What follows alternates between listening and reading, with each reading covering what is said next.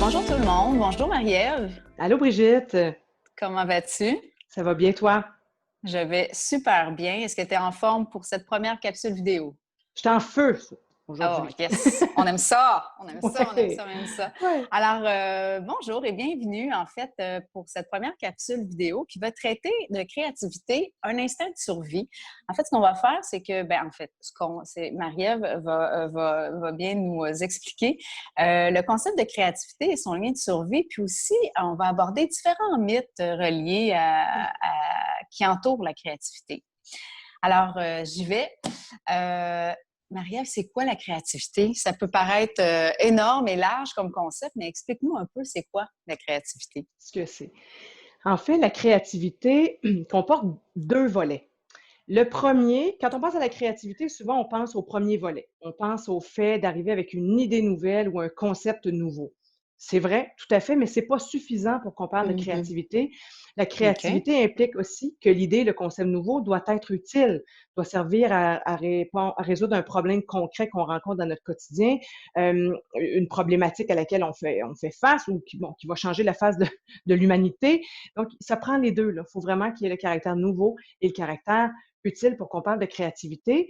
Et souvent, la créativité est confondue avec l'imagination, la pensée Absolument. divergente, qui font partie de la créativité. Tout à fait, mais c'est pas suffisant. Il manque le côté utile qui est absolument essentiel à la créativité.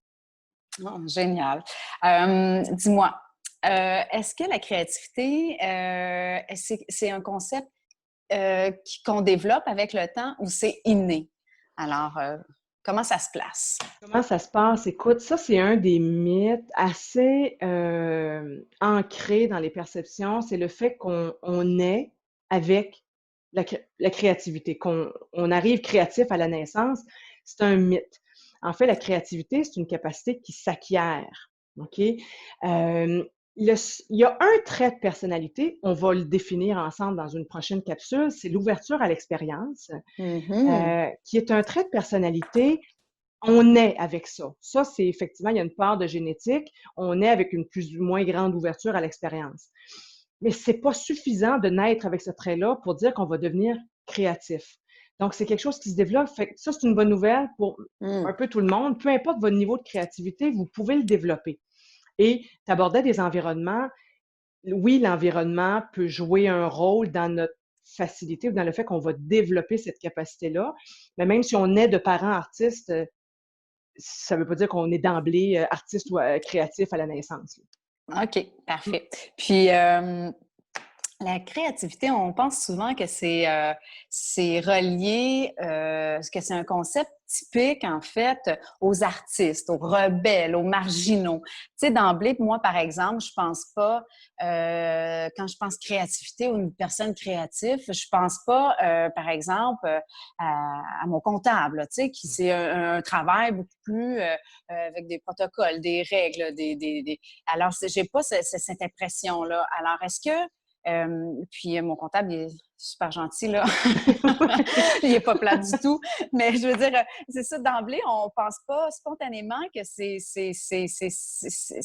que c'est relié à des professions plus protocolaires, en fait.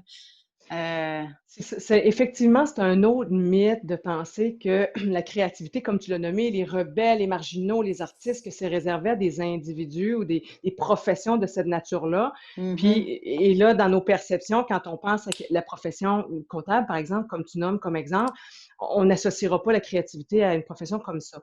Mais c'est un mythe, en ce sens que peu importe notre profession, on est tous capables d'être créatifs et même très créatifs en étant comptable. Parce que c'est un instinct de survie. C'est un instinct de Mhm. survie qu'on porte tous en nous.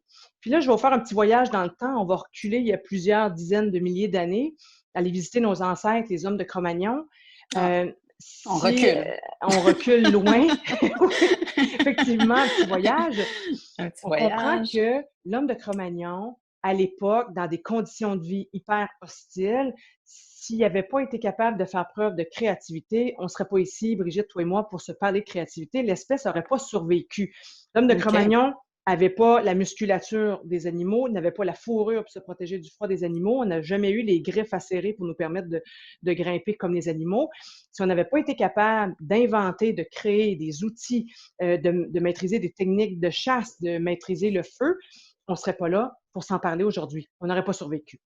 Et on porte encore cet instinct-là en nous. Puis, je vais essayer de vous faire la preuve là, qu'on le porte encore. Imaginez là, votre dernier repas du soir, vous suiviez une recette, puis vous vous êtes rendu compte en cours de route qu'il vous manquait des ingrédients. Je suis à peu près sûre que vous êtes allé fouiller dans votre garde-manger, vous êtes allé fouiller dans le frigo pour trouver des ingrédients nouveaux pour ajuster votre recette. Vous avez fait preuve de créativité en faisant ça. OK. Vous aviez une vis à visser, ça vous prenait un tournevis à tête plate, trouve pas le tournevis à tête plate, va fouiller dans Couteau. exact, dans le tiroir ustensile, va chercher le couteau, puis ça marche, vous avez résolu votre problème. Vous avez été créatif. Je suis sûre, si je m'assoyais avec chacun d'entre vous, vous auriez un paquet d'exemples à me donner qui illustrent que vous faites preuve de créativité dans votre quotidien. Alors, ça se passe aussi de nouveau, tu sais, c'est inconscient aussi. On fait une multitude de gestes au quotidien qui sollicitent la créativité, mais on s'en rend vraiment pas compte par les exemples que Exact. tu viens de mentionner. Et puis, un autre mythe, en fait, je trouve que ben, on pense souvent que les meilleures idées,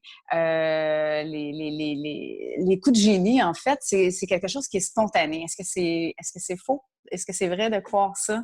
C'est un autre mythe, le mythe de Hmm. «Ah ah, eureka, j'ai trouvé», qui donne l'impression que les gens vont arriver avec des idées, créatives géniales, comme s'ils avaient été investis d'une force invisible qui est venue leur livrer la solution.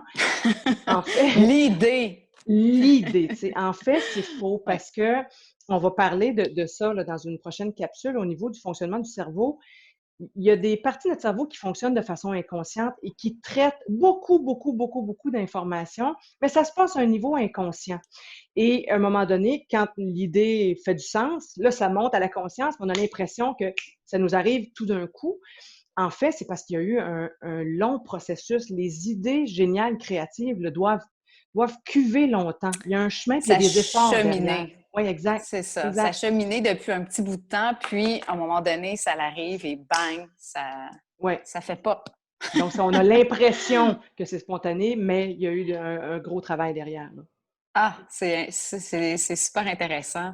Alors voilà, ça m'a fin vraiment à notre première capsule, en fait, sur la Mmh. créativité.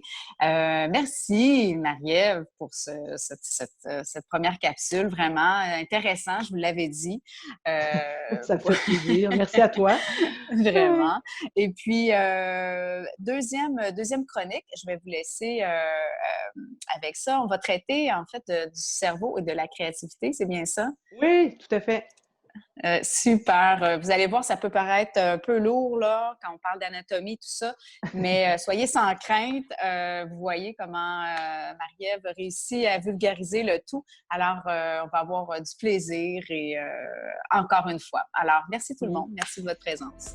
Merci à toi. À bientôt. À bientôt.